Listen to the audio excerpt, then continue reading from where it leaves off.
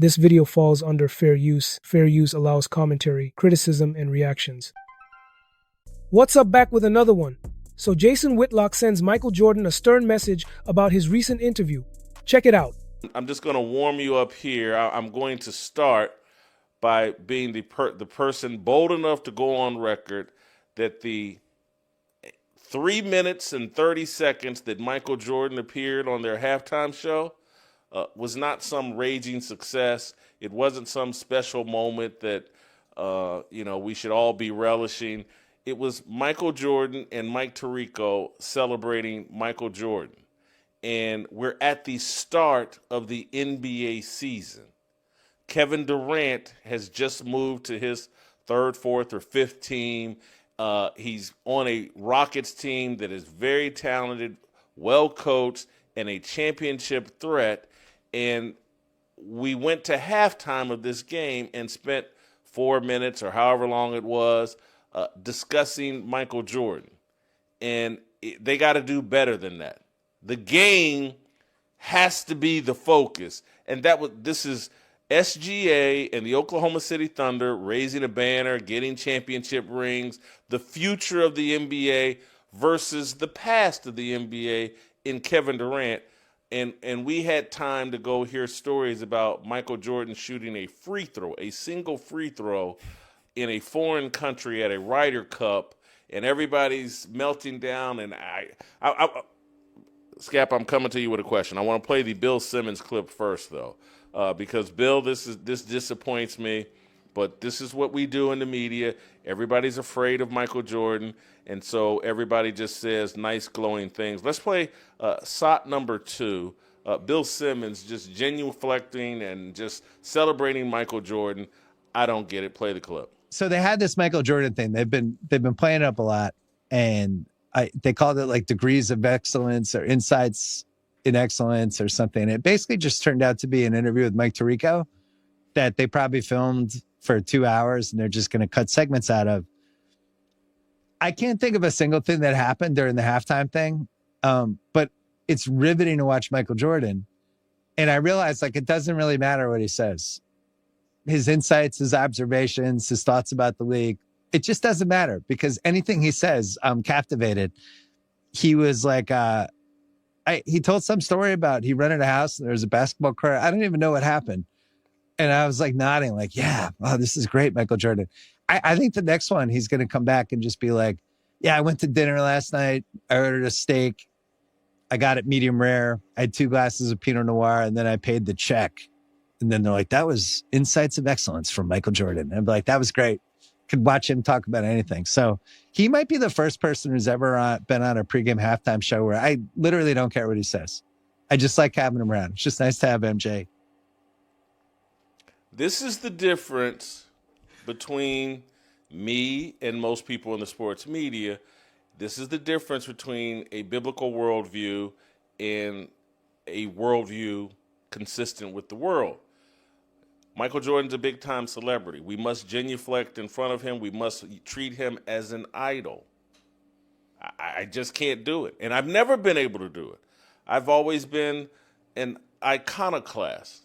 I want to tear down icons. And this is me long before I realized that was consistent with a biblical worldview. But Michael, and we'll play the Michael Jordan interview here in a second, but I want to give TJ and Scap an opportunity to stake their positions before I play the clip and prove to you that I'm dead right here. Michael Jordan did nothing, and we shouldn't be celebrating it. I think that, for Whitlock, the problem is not that Jordan has aged, but that his rare appearances are used to reinforce his myth rather than to challenge it, showing how the media prefers nostalgia and hero worship over thoughtful, relevant conversation about the sport's future. Scap, your thoughts?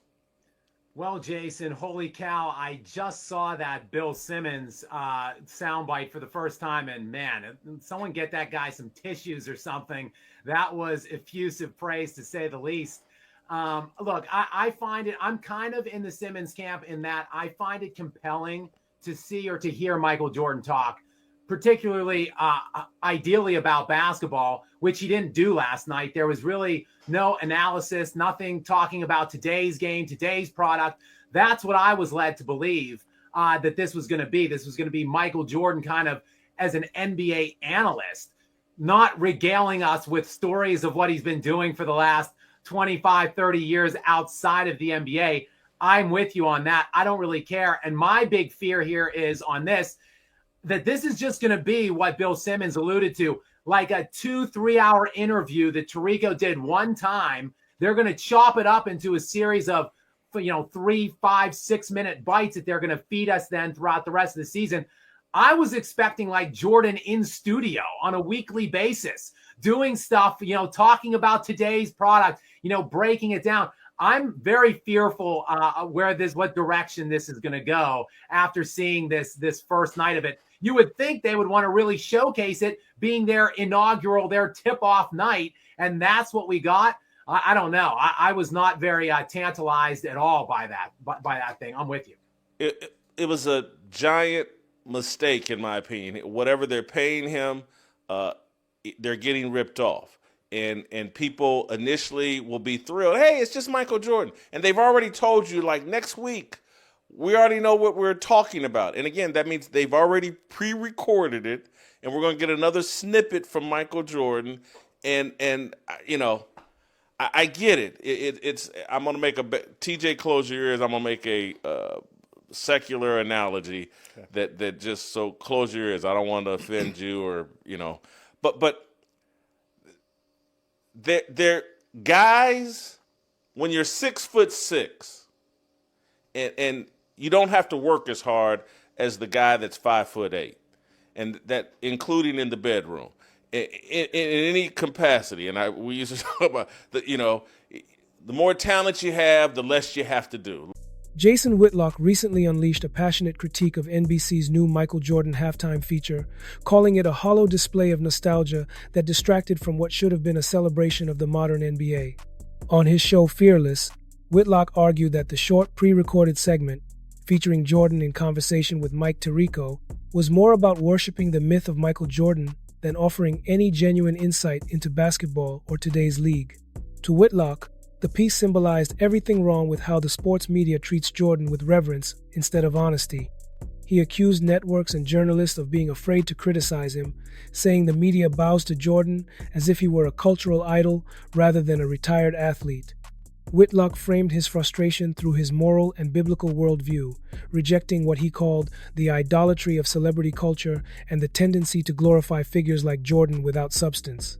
He said that while Jordan was once the ultimate competitor, in his older age, he has settled into the role of a comfortable legend, offering stories that are safe, surface level, and disconnected from the game's present realities. Whitlock lamented that Jordan's public appearances now feel more like curated museum exhibits than meaningful reflections on basketball, pointing out that the interview offered nothing about players like Kevin Durant, the rise of young stars such as Shai Alexander, or the evolution of the modern NBA.